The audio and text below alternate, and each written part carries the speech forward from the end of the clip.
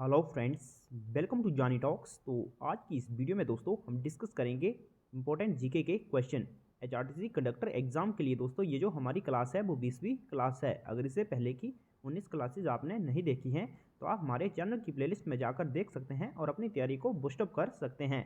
अगर आप इन वीडियोज़ की PDF पाना चाहते हैं, अगर कोई भी जल्द अपडेट पाना चाहते हैं तो आप हमारे टेलीग्राम चैनल को ज्वाइन कर सकते हैं, जिसका लिंक आपको डिस्क्रिप्शन में मिल जाएगा। चलिए शुरू करते हैं फर्स्ट क्वेश्चन से।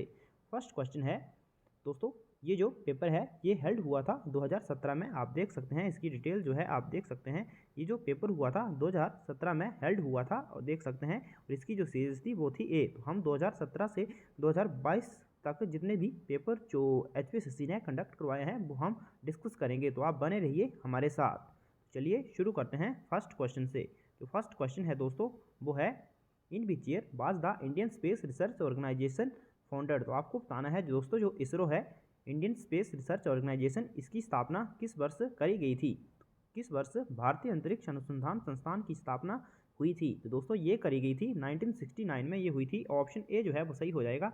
1969 में दोस्तों भारतीय अंतरिक्ष अनुसंधान संस्थान की स्थापना करी गई थी। और दोस्तों इसकी जो फर्स्ट जो चेयरमैन थे, इसकी स्थापना किसके द्वारा, इसके जो फाउंडर थे वो कौन थे, वो थे दोस्तों विक्रम साराभाई। तो ऑप्शन इसका ए जो है वो सही हो जाएगा, विक्रम साराभाई, और 1969 में इसकी स्थापना करी गई थी। नेक्स्ट है, the first summit of SAARC was held at. तो जो सार्क है दोस्तों, जो एक ऑर्गेनाइजेशन है सार्क, इसका आपसे पूछा गया है जो प्रथम सम्मेलन है, फर्स्ट समिट है, वो कौन सी जगह पर हुआ था।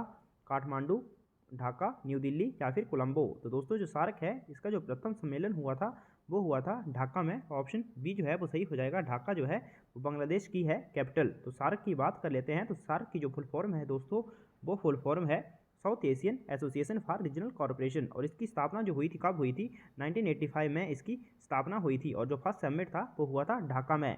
और इसकी जो बात कर लेते हैं इसकी मेंबर कंट्रीज की, तो दोस्तों भारत के सभी पड़ोसी देश इसके मेंबर हैं, सिवाय म्यांमार को छोड़कर। बाकी अफगानिस्तान, पाकिस्तान, भूटान, नेपाल, श्रीलंका, मालदीव जो हैं, ये सभी जो पड़ोसी कंट्रीज़ हैं भारत की, पाकिस्तान, अफगानिस्तान, सभी जो हैं म्यांमार को छोड़कर इसकी मेंबर हैं 8 कंट्रीज़। नेक्स्ट क्वेश्चन है, which among the following is not a millennium development goal of the United nation. तो आपसे पूछा गया है निम्नलिखित में से कौन सा संयुक्त राष्ट्र का मिलेनियम विकास लक्ष्य नहीं है। ऑप्शन है लिंग समानता को बढ़ावा देना, जन्म दर में कमी करना, जन्म दर और मृत्यु दर में कमी करना, या फिर अति निर्धनता को दूर करना। तो दोस्तों इसमें जो जन्म दर और मृत्यु दर में कमी है, इसका जो मिलेनियम ऑब्जेक्टिव है वो गोल नहीं है। तो ऑप्शन इसका सी जो है वो सही हो जाएगा। जन्म दर में कमी करना जो है वो इसका गोल है, लेकिन मृत्यु दर में कमी करना ये इसका गोल नहीं है। तो ऑप्शन सी इसका सही हो जाएगा। नेक्स्ट है, एमनेस्टी इंटरनेशनल इज। आपको बताना है जो एमनेस्टी इंटरनेशनल है वो क्या है। तो दोस्तों एमनेस्टी इंटरनेशनल जो है वो एक संस्था है, ऑर्गेनाइजेशन है, किसके लिए, जो ह्यूमन राइट के लिए कार्य करती है, यानी कि एक ग्लोबल संस्था है। तो ऑप्शन इसका सी जो है वो सही हो जाएगा, एक वैश्विक मानवाधिकार आंदोलन है। ऑप्शन सी इसका सही हो जाएगा, एक ग्लोबल ह्यूमन राइट मूवमेंट। तो बात कर लेते हैं एमनेस्टी इंटरनेशनल की। दोस्तों इसकी स्थापना 1961 में करी गई थी और इसका जो मुख्यालय है वो है लंदन में। नेक्स्ट क्वेश्चन है, who has written the book two lives. तो आपसे पूछा गया है जो टू लिव्स बुक है ये किसके द्वारा लिखी गई थी। तो दोस्तों टू लिव्स बुक जो है ये लिखी गई थी, इसके राइटर कौन है आपको बताना है। ऑप्शन है शिव खेड़ा, विक्रम सेठ, अरुणधति रॉय या फिर सलमान रश्दी। तो दोस्तों जो टू लिव्स बुक है ये लिखी गई है विक्रम सेठ के द्वारा। ऑप्शन इसका बी जो है वो सही हो जाएगा, विक्रम सेठ इसका राइट आंसर हो जाएगा। और विक्रम सेठ के द्वारा एक अन्य पुस्तक लिखी गई है द गोल्डन गेट। तो गोल्डन गेट और टू लिव्स जो पुस्तक है ये लिखी गई है विक्रम सेठ के द्वारा। और दोस्तों जो सलमान रश्दी है इनके द्वारा एक फेमस बुक है जो कि एग्जाम में काफ़ी बार पूछी गई है, द मिडनाइट चिल्ड्रन बुक जो है दोस्तों ये सलमान रश्दी के द्वारा लिखी गई है। जो अरुणधति रॉय हैं दोस्तों इनके द्वारा कौन सी पुस्तक लिखी है, द गॉड स्मॉल थिंग्स पुस्तक जो है ये अरुणधति रॉय के द्वारा लिखी गई है। अगर आपको पता है कि शिव खेड़ा की कौन सी फेमस बुक है तो आप कमेंट करके ज़रूर बताएं। नेक्स्ट क्वेश्चन है, पतंजलि वॉज। तो आपको बताना है पतंजलि जो थे वो क्या थे। दोस्तों पतंजलि आपने सभी हैं जो पतंजलि है इनका नाम सुना होगा। तो पतंजलि जो थे दोस्तों वो थे एक किसके दरबार में रहते थे दोस्तों। तो किसके दरबार में रहते थे, ये रहते थे जो पुष्यमित्र सुंग थे उनके दरबार में रहते थे। और दोस्तों पाणिनि के संस्कृत व्याकरण पर टिप्पणी इन्होंने करी है। तो ऑप्शन इसका डी जो है वो सही हो जाएगा, ऑप्शन इसका डी सही हो जाएगा। दोस्तों पाणिनि जो थे, इन्होंने जो अपनी रचना थी, इनकी सुप्रसिद्ध रचना थी जो व्याकरण पर प्रथम जो रचना थी, आप सभी को पता है पाणिनि के द्वारा लिखी गई थी, और उसी पर महाभाष्य जो लिखा था वो पतंजलि के द्वारा लिखा गया था। तो ऑप्शन इसका डी सही हो जाएगा। पाणिनि के संस्कृत व्याकरण पर टिप्पणी के लेखक हैं पतंजलि। नेक्स्ट क्वेश्चन है सूरसागर इज, तो आपसे पूछा गया है सूरसागर क्या है। दोस्तों जो सूरसागर है ए पोएटिक वर्क ऑफ सूरदास, तो यानी कि सूरदास की एक काव्यात्मक कृति जो है वो है सूरसागर। तो ऑप्शन इसका सी जो है वो राइट हो जाएगा। नेक्स्ट है IRDP स्टैंड्स फॉर, तो आपसे पूछा गया है IRDP क्या है। दोस्तों IRDP की फुल फॉर्म पूछी गई है, तो IRDP की जो फुल फॉर्म है वो है इंटीग्रेटेड रूरल डेवलपमेंट प्रोग्राम। तो इसका ऑप्शन जो सही हो जाएगा, ऑप्शन ए जो है वो इसका राइट हो जाएगा, इंटीग्रेटेड रूरल डेवलपमेंट प्रोग्राम। तो इसके बारे में मैं आपको काफ़ी बार बता चुका हूँ। इसकी जो घोषणा हुई थी दोस्तों 1978 में, जो IRDP प्रोग्राम है इसकी घोषणा हुई थी, लेकिन इंप्लीमेंट हुआ था दोस्तों ये 1980 में, 2 वर्ष के बाद। और कौन सा 5 ईयर प्लान था दोस्तों, तो वो था 6th 5 ईयर प्लान। इससे संबंधित प्रश्न मैंने आपको बता दिए हैं। और इसका ऑब्जेक्टिव क्या था दोस्तों, तो इसका ऑब्जेक्टिव था गरीबी को ख़त्म करना और रोजगार पैदा करना। नेक्स्ट है अक्टूबर 24 इज ऑब्जर्व्ड एज, तो आपसे पूछा गया है जो अक्टूबर 24 है इसको किसके रूप में मनाया जाता है। तो दोस्तों जो 24 अक्टूबर है इसे संयुक्त राष्ट्र दिवस के रूप में मनाया जाता है। ऑप्शन ए जो है वो सही हो जाएगा, यूनाइटेड नेशन डे। 24 अक्टूबर 1945 को दोस्तों इसकी स्थापना हुई थी, जो UNO है इसकी स्थापना हुई थी। नेक्स्ट जो है यहाँ पर नीचे दिया हुआ है विश्व डायबिटीज़ दिवस। तो दोस्तों विश्व डायबिटीज़ दिवस जो है वो 14 नवंबर को मनाया जाता है। और ये जो है वर्ल्ड ह्यूमनाइजेशन डे यानी कि विश्व प्रतिरक्षीकरण दिवस जो है वर्ल्ड ह्यूमनाइजेशन डे जो है ये मनाया जाता है दोस्तों आपका 10 नवंबर को। तो काफ़ी इंपॉर्टेंट क्वेश्चन इससे बन जाते हैं। नेक्स्ट है the first Indian economist who won the Nobel prize was, तो नोबेल पुरस्कार जीतने वाला प्रथम अर्थशास्त्री कौन था। दोस्तों नोबेल पुरस्कार जीतने वाले जो प्रथम अर्थशास्त्री थे वो थे भारतीय, यानी कि वो थे अमर्त्य सेन। ऑप्शन इसका डी जो है वो सही हो जाएगा, अमर्त्य सेन। तो अमर्त्य सेन 1998 में दोस्तों नोबेल प्राइज़ मिला था इकोनॉमिक्स के लिए, और प्रथम भारतीय थे दोस्तों ये जिन्हें ये पुरस्कार दिया गया था। और 1999 में फिर दोस्तों इन्हें भारत रत्न पुरस्कार से भी नवाजा गया। जो नोबेल पुरस्कार है दोस्तों ये पहले 5 पुरस्कार ही दिए जाते थे। नोबेल प्राइज़ जो था 5 विषयों में ही दिया जाता था, और 1968 के बाद दोस्तों ये पुरस्कार भी दिया जाने लगा। नेक्स्ट है Ryder cup is related with which sports, तो राइडर कप जो है दोस्तों वो किस खेल से संबंधित है। तो ऑप्शन गोल्फ, क्रिकेट, फुटबॉल या फिर हॉकी। तो राइडर कप संबंधित है गोल्फ से। ऑप्शन ए इसका राइट हो जाएगा, गोल्फ इसका राइट आंसर हो जाएगा। बाकी क्रिकेट से आते हैं तो संतोष trophy, Ranji trophy, Vijay Hazare trophy जो है ये क्रिकेट से संबंधित है। और जो फुटबॉल है दोस्तों तो डूरंड कप आपने काफ़ी फेमस सुना होगा, किससे संबंधित है, तो फुटबॉल से संबंधित है। बाकी नेहरू ट्रॉफी आप कमेंट करके बताएं किससे संबंधित है। नेक्स्ट है the term butterfly stroke is related with, तो बटरफ्लाई स्ट्रोक पद जो है वो किस खेल से संबंधित है।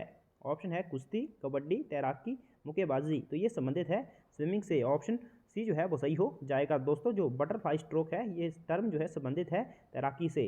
वो 4 प्रकार के स्ट्रोक होते हैं उसमें दोस्तों, एक होता है फ्री स्टाइल, एक होता है दोस्तों बैक स्ट्रोक, और एक होता है ब्रेस्ट स्ट्रोक, और एक होता है बटरफ्लाई स्ट्रोक। नेक्स्ट है who among the following person is called desert fox, तो आपसे पूछा गया है किस व्यक्ति को डिजर्ट फॉक्स के नाम से जाना जाता है। बिस्मार्क, आइजनहोवर, इरविन रोमल या फिर वॉल्टर स्कॉट। दोस्तों जो इरविन रोमल है इन्हें जाना जाता है डिजर्ट फॉक्स के नाम से। ऑप्शन सी सही हो जाएगा, इरविन रोमल। तो दोस्तों इरविन रोमल कौन थे, तो सेकंड वर्ल्ड वॉर के टाइम में दोस्तों यह जर्मनी के एक आर्मी ऑफिसर थे। उसी समय दोस्तों इन्हें डिजर्ट फॉक्स का नाम जो था वो दिया गया था, जर्मन ऑफिसर थे ये। नेक्स्ट है who was the founder of psycho analysis, तो आपके से पूछा गया है जो मानव विश्लेषण है इसके निर्माता कौन थे। तो इसके जो निर्माता थे दोस्तों वो थे सिगमंड फ्रॉइड। ऑप्शन इसका सी जो है वो सही हो जाएगा। सिगमंड फ्रॉइड जो है दोस्तों इसके जो साइको एनालिसिस है इसके फाउंडर माने जाते हैं। नेक्स्ट है इबादत खाना ऑफ फतेहपुर सीकरी वॉज, तो फतेहपुर सीकरी है इसका इबादत खाना क्या था दोस्तों फतेहपुर सीकरी में जो इबादत खाना था इसकी स्थापना दोस्तों 1575 ईस्वी में अकबर के द्वारा करी गई थी। और ये वह कक्ष था जिसमें अकबर विभिन्न धर्मों के विद्वानों के साथ चर्चा किया करते थे। तो ऑप्शन ए सही हो जाएगा, the hall in which Akbar held discussion with scholar of various religions. Next question है स्लोगन गरीबी हटाओ was included in which of the 5 year plan, तो आपसे पूछा गया है जो स्लोगन था गरीबी हटाओ ये कौन से 5 ईयर प्लान में दिया गया था। तो दोस्तों ये दिया गया था 5th 5 ईयर प्लान। ऑप्शन इसका डी जो है वो सही हो जाएगा। जो इंदिरा गांधी थी दोस्तों उन्होंने 1971 के इलेक्शन कैंपेन में दोस्तों गरीबी हटाओ का नारा दिया था। तो ऑप्शन इसका डी राइट हो जाएगा। नेक्स्ट है NRHM has been launched in the country in which of the following year. तो निम्नलिखित में से किस वर्ष देश में NRHM की स्थापना करी गई थी दोस्तों। NRHM क्या है, तो ये है नेशनल रूरल हेल्थ मिशन। तो ऑप्शन इसका ए जो है वो सही हो जाएगा। 2005 में दोस्तों इसकी स्थापना जो थी वो करी गई थी। तो ऑप्शन ए इसका करेक्ट हो जाएगा। नेक्स्ट है विच committee was constituted for reform in tax structure. कर संरचना में सुधार हेतु कौन सी समिति का गठन हुआ था दोस्तों। कौन सी समिति का गठन हुआ था कर संरचना में सुधार हेतु। तो इसमें ये थी दोस्तों चलैया कमेटी। ऑप्शन इसका बी जो है वो सही हो जाएगा। चलैया कमेटी 1991 में दोस्तों इसकी स्थापना करी गई थी। और बाकी जो नरसिम्हन समिति है इसकी स्थापना भी दोस्तों 1991 में ही करी गई थी, लेकिन यह बैंकिंग क्षेत्र में सुधार से संबंधित थी। और जो केलकर समिति है दोस्तों यह इंडस्ट्रियल इंफ्रास्ट्रक्चर से संबंधित है। और बाद में ये इसका जो गठन था दोस्तों वो टैक्स के क्षेत्र में भी किया गया था, यानी कि रिफॉर्म के लिए भी किया गया था। नेक्स्ट है the Teesta treaty has become a bone of contention between India and. तो दोस्तों तिस्ता समझौता जो है वो भारत और किस देश के बीच विवाद की जड़ है। तो दोस्तों तिस्ता समझौता है भारत और बांग्लादेश के बीच। ऑप्शन ए जो है वो सही हो जाएगा, भारत और बांग्लादेश। तो तिस्ता नदी जो है दोस्तों यह भारत से होते हुए बांग्लादेश में जाती है और भारत और बांग्लादेश के बीच जो है दोस्तों यह विवाद की जड़ है ये जो नदी है। तो जो तिस्ता नदी है दोस्तों ये जो भारतीय राज्य है सिक्किम उसकी सबसे बड़ी नदी मानी जाती है। और जो पश्चिम बंगाल है उसकी गंगा के बाद दोस्तों सेकंड सबसे बड़ी नदी मानी यह जाती है। नेक्स्ट है which biosphere reserve in India is included in UNESCO list in 2016। तो 2016 में दोस्तों कौन सा जैवमंडलीय रक्षित क्षेत्र यूनेस्को की हेरिटेज सूची में शामिल किया गया। तो दोस्तों यह है रस्तमलाई। ऑप्शन इसका डी जो है वो सही हो जाएगा। तो आपके लिए क्वेश्चन है दोस्तों वर्तमान में दोस्तों भारत में कितने जैवमंडल रक्षित क्षेत्र हैं। नेक्स्ट है ट्रांसजेनिक प्लांट्स आर। परजीवी जो पादप है वो क्या है दोस्तों। जो ट्रांसजेनिक प्लांट्स होते हैं ये it is generated by introducing foreign DNA into a cell and regenerating a plant from the cell. तो ऑप्शन इसका जो बी है वो सही हो जाएगा। एक कोशिका में विजातीय DNA के प्रवेश और उस कोशिका से पादप के पुनरुत्पादन द्वारा उत्पन्न। तो ऑप्शन इसका बी करेक्ट हो जाएगा। नेक्स्ट है what is the function of bile. तो आपसे पूछा गया है जो पित्त है उसका क्या कार्य है। तो उसका कार्य है दोस्तों इट एमल्सिफाइड्स फाइट, यानी कि ये वसा का पाइसीकरण करता है। तो ऑप्शन इसका ए सही हो जाएगा। दोस्तों जो बाइल है ये यकृत के द्वारा दोस्तों यकृत से यह रिलीज होता है। और कहाँ स्टोर होता है दोस्तों, ये होता है गोल्ड ब्लैडर में। नेक्स्ट है the vitamin which contains cobalt. तो आपसे पूछा गया है कौन से विटामिन में कोबाल्ट पाया जाता है। ये पाया जाता है B12 में। ऑप्शन इसका ए जो है वो सही हो जाएगा। इसका जो केमिकल नेम है उसके नाम से स्पष्ट है, साइनोकोबालामिन जो है दोस्तों इसका केमिकल नेम है। नेक्स्ट है Aedes aegypti is the vector of which among the following disease. तो निम्नलिखित में से कौन सी बीमारी का भाग जो है वो एडिस एजिप्टी है। दोस्तों एडिस एजिप्टी जो है वो किसका वेक्टर है, तो ये है वेक्टर है चिकनगुनिया का। ऑप्शन इसका दोस्तों जिसे डेंगू बुखार कहा जाता है चिकनगुनिया का वेक्टर है एडिस एजिप्टी। बाकी मलेरिया की बात करें दोस्तों मलेरिया का जो भाग है वो है ये जो मलेरिया जो होता है दोस्तों वो होता है प्लाज्मोडियम परजीवी के द्वारा दोस्तों ये मलेरिया जो है वो फैलता है। नेक्स्ट है तो एड्स जो है दोस्तों ये फैलता है वायरस से जिसका नाम है HIV। नेक्स्ट है athlete foot is caused by. Athlete foot जो है किसके द्वारा होता है, तो ये होता है दोस्तों फंगस यानी कि फफूंद के द्वारा। ऑप्शन बी से है करेक्ट हो जाएगा, फफूंद इसका राइट आंसर हो जाएगा। नेक्स्ट है निर्भया इज ए। तो आपसे पूछा गया है निर्भया क्या है। तो दोस्तों निर्भया जो है वह है एक सबसोनिक क्रूज मिसाइल। ऑप्शन इसका ए जो है वो सही हो जाएगा, सबसोनिक क्रूज मिसाइल है निर्भया एक। नेक्स्ट है project seaward is connected with. तो प्रोजेक्ट सीवर्ड जो है दोस्तों किससे संबंधित है आपसे पूछा गया है। तो प्रोजेक्ट सीवर्ड जो है दोस्तों वो संबंधित है भारत के पश्चिमी तट पर एक ग्रीनफील्ड नौसैनिक अड्डा है। तो ऑप्शन इसका ए जो है वो करेक्ट हो जाएगा। Greenfield naval base at west coast of India. World first electric satellite was launched by. तो विश्व का प्रथम विद्युत सैटेलाइट जो है दोस्तों वो किसने प्रक्षेपित किया था। दोस्तों फर्स्ट यहाँ पर इलेक्ट्रिक सैटेलाइट की बात हो रही है, ना कि फर्स्ट जो सैटेलाइट है उसकी बात हो रही है। तो दोस्तों फर्स्ट जो इलेक्ट्रिक सैटेलाइट है वो लॉन्च किया गया था स्पेस एक्स के द्वारा। ऑप्शन डी जो है वो सही हो जाएगा स्पेस एक्स। तो स्पेस एक्स किसकी कंपनी है दोस्तों, ये है एलन मस्क की कंपनी और इसकी जो शुरुआत हुई थी वो हुई थी 2002 में। नेक्स्ट है परम पदम इज। तो आपसे पूछा गया है परम पदम क्या है। दोस्तों परम पदम जो है वो है एक देसी सुपर कंप्यूटर। तो ऑप्शन इसका सी जो है वो सही हो जाएगा, एक देसी सुपर कंप्यूटर है परम पदम।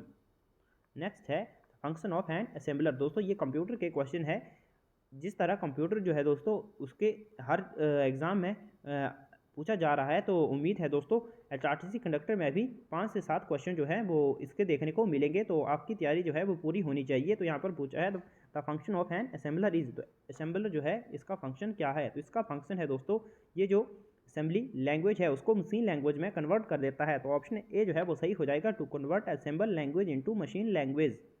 नेक्स्ट है which one of the following memories is not the primary memory of a computer. तो दोस्तों आपसे पूछा गया है इनमें से कौन सी कंप्यूटर की प्राइमरी मेमोरी नहीं है। तो दोस्तों प्राइमरी मेमोरी जो होती है जो कंप्यूटर में ऑलरेडी होती हैं और सेकेंडरी जो है वो बाद में एड ऑन करी जाती हैं। तो दोस्तों इसमें EEPROM जो है, रैम जो है और रोम जो है दोस्तों ये है प्राइमरी मेमोरी, लेकिन CD-ROM जो है वो एक सेकेंडरी मेमोरी है। तो ऑप्शन ए सही हो जाएगा, CD-ROM। नेक्स्ट है व्हाट इज URL। तो URL क्या है? तो दोस्तों URL की जो फुल फॉर्म होती है वो होती है यूनिफॉर्म रिसोर्स लोकेटर। तो ये क्या है दोस्तों? It specifies character string that constitute a reference to an internet resource. तो ऑप्शन इसका ए जो है वो राइट हो जाएगा। नेक्स्ट है junk email is also called. तो जंक ईमेल जो है उसे क्या कहा जाता है? ऑप्शन है आपके sniffer script, spam, spool, spoof. तो राइट आंसर हो जाएगा ऑप्शन बी, स्पैम कहा जाता है जंक ईमेल को। नेक्स्ट है which one of the following is the web browser. तो इनमें से आपको बताना है कौन से वेब ब्राउजर का एग्जाम्पल है। Opera, safari, Google Chrome. तो इसमें जो ओपेरा, सफारी, गूगल क्रोम ये सभी जो है दोस्तों ये वेब ब्राउजर के एग्जाम्पल हैं। ऑप्शन डी सही हो जाएगा, ऑल ऑफ दीज इसका राइट आंसर हो जाएगा। नेक्स्ट है what percentage of the total population of the world reside in India as estimated in 2011। 2011 के आकलन के अनुसार विश्व की कुल जनसंख्या का कितना प्रतिशत भारत में रहता है? दोस्तों 2011 की जनगणना के अनुसार विश्व का दोस्तों 17.5% की जो जनसंख्या है वो भारत में रहती है। तो ऑप्शन ए जो है वो सही हो जाएगा। और दोस्तों ये जो आंकड़ा है फिर से बढ़ने वाला है। नेक्स्ट है which one of the flowing institution prepare the national income estimate in India. तो निम्नलिखित में से कौन सी संस्था जो है वो भारत में राष्ट्रीय आय का आकलन करती है? कौन सी संस्था है दोस्तों? वो है central statistical organisation. Option A जो है वो सही हो जाएगा, केंद्रीय सांख्यिकी संगठन। इसकी स्थापना कब हुई थी दोस्तों? 2 मई 1951 को दोस्तों इसकी स्थापना हुई थी। नेक्स्ट है which one of the following is not a part of service sector. तो आपसे पूछा गया है इनमें से कौन सा पार्ट नहीं है सर्विस सेक्टर का। ऑप्शन है insurance, hotel and restaurant, construction या फिर ट्रांसपोर्ट। तो दोस्तों जो निर्माण है यानी कि कंस्ट्रक्शन क्षेत्र जो है ये सर्विस सेक्टर में नहीं आता है, ये आता है दोस्तों सेकंड सेक्टर में जिसे सेकेंडरी सेक्टर कहा जाता है। तो ऑप्शन इसका सी जो है वो सही हो जाएगा, कंस्ट्रक्शन। तो आई होप दोस्तों वीडियो आपको पसंद आई होगी। तो आज की इस वीडियो में हमने 35-36 के करीब क्वेश्चन जो हैं वो डिस्कस कर लिए हैं। आई होप वीडियो आपको पसंद आई होगी। वीडियो पसंद आई है तो ज़्यादा से ज़्यादा वीडियो को शेयर करें। Thanks for watching, God bless you all.